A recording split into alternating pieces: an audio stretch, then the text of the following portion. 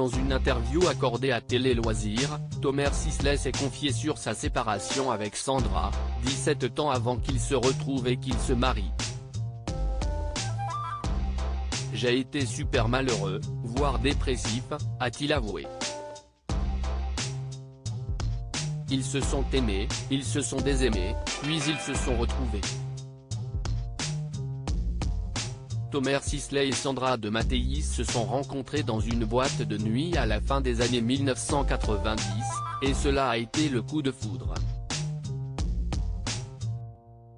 On a passé la nuit ensemble et on a décidé de ne plus se quitter, confiait-elle dans une interview accordée aux éclaireuses, et lui d'ajouter « J'étais absolument sûr et certain que c'était la femme de ma vie. Tellement sûr qu'il l'a demandé en mariage après moins d'1 an de relation. Et elle a dit non. » Thomas Sisley et Sandra Zetoun de Mattéis se sont alors séparés. Ils ont fait leur vie chacun de leur côté, jusqu'à se retrouver 17 ans plus tard. Et cette fois-ci, ils se sont mariés.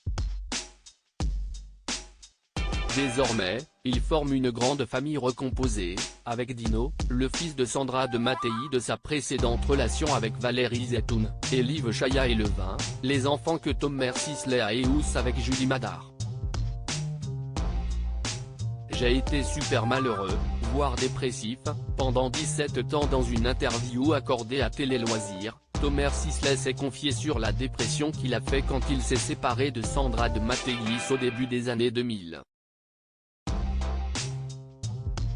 Quand j'avais 25 ans, il se trouve que j'étais déjà avec la femme avec laquelle je suis marié aujourd'hui. J'étais fou amoureux et, quand on s'est séparés à l'époque, j'ai été super malheureux, voire dépressif, pendant 17 ans, a-t-il révélé, expliquant qu'il s'était appuyé sur ce sentiment pour incarner Ludo, personnage principal de la série Vortex, bientôt diffusée sur France 2, qui ne se remet pas de la mort de sa compagne. J'ai pu facilement me projeter dans la peau de ce pauvre Ludo. Sa dépression lui aura au moins servi à ça.